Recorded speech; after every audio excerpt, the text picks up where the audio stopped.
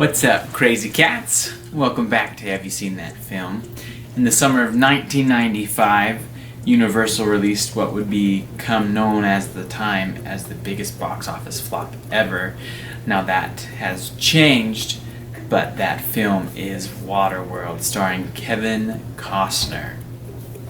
Waterworld is set in the future. It's the story of a man who's actually a fishman known as the Mariner, who, it's set in the future with Kevin Costner, and the polar ice caps have melted, so the entire world is surrounded in water, and so nobody actually lives on dry land. They all live on boats, and they create these civilizations on water with boats and other things. Now, everyone believes the myth that there is dry land somewhere out there, but nobody knows where dry land is. So Kevin Costner is hired by a lady named Helen, who also has a little girl along with her, to help them find dry land, as they hire Kevin Costner essentially by saving his life, because their boat civilization is being destroyed by the Deacon and his men, known as the Smokers. And so they rescue Kevin Costner from drowning because in this toxic waste, because he's been mutated. He's half man, half fish. And so they rescue him from drowning in this toxic water, and he then takes them on a quest to find dry land, because they believe he knows where it is, when in reality he doesn't know where it is, and nobody knows where it is. And so everyone is trying to locate them, because it turns out that the little girl with them has a tattoo on her back with the location to dry land. And so the Smokers are after them, trying to find it, while they're trying to stay alive and find it themselves. You know, Waterworld, there's been a lot of things said about Waterworld over the years, and quite frankly, I really do enjoy this movie. It is a fun, action-filled adventure film with an interesting concept. The fact that it's surrounded in water. Now, I'll admit, my first viewing of this movie, I wasn't particularly crazy about the film. It felt long and kind of felt like in some places it dragged. I remember watching it on VHS with my sister, because we're both Kevin Costner fans. And I remember there's one scene where the Mariner is taking Helen down in the depths of the ocean to show her where dry land is, or what's left of it, which is just civilization covered in water. And I just remember I was dozing during that scene. I just kept fighting to stay awake. And so my first viewing of the film, it wasn't the best movie in my opinion. But then, having watched it since then, I've actually learned to appreciate it a lot more, and I really enjoy watching the movie. Are there some scenes that are a little cheesy than others?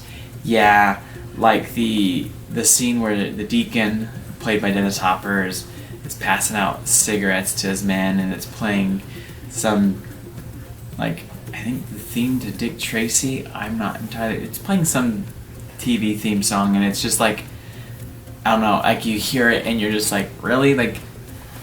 Why did we throw in that song?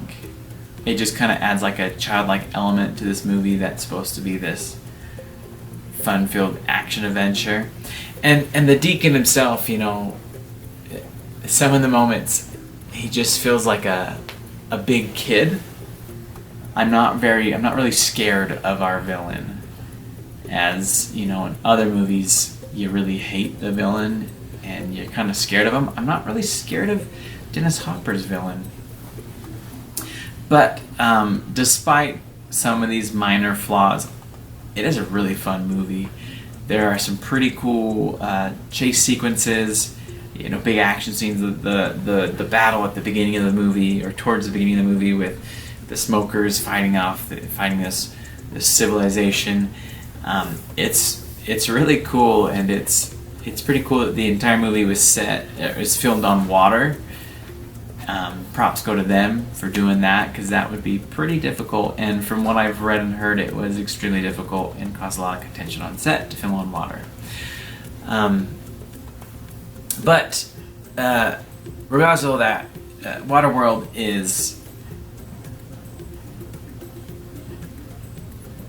it's just a fun popcorn flick. You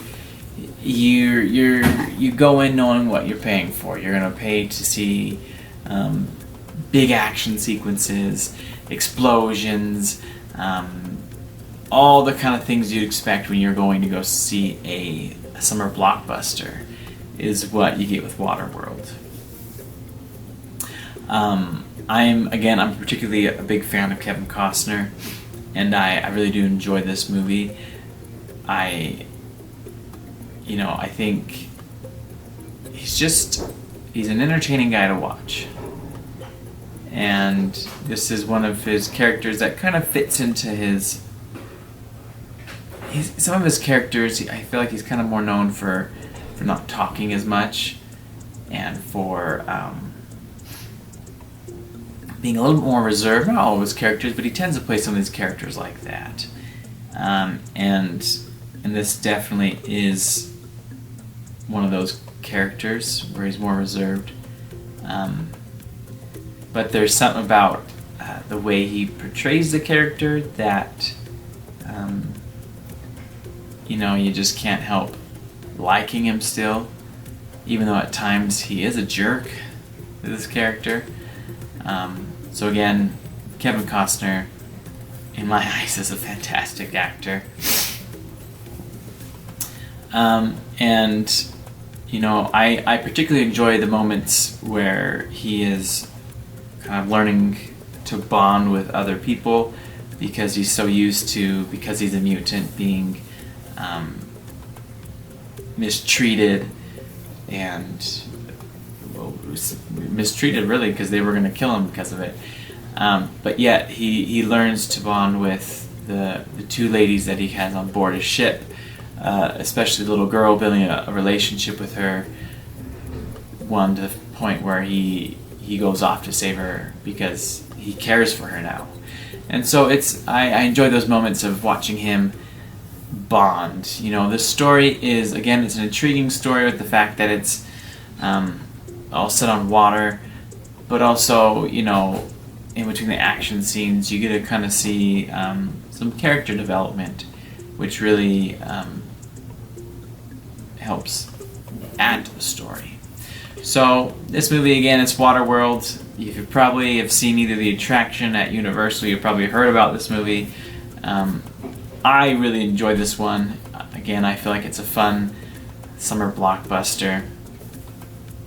If you're looking for something to just sit back and be entertained by, this is a great movie. If you've seen it before, I'd love to hear your thoughts on it. And if you haven't, check it out and then let me know. And thanks for watching, and that's a wrap.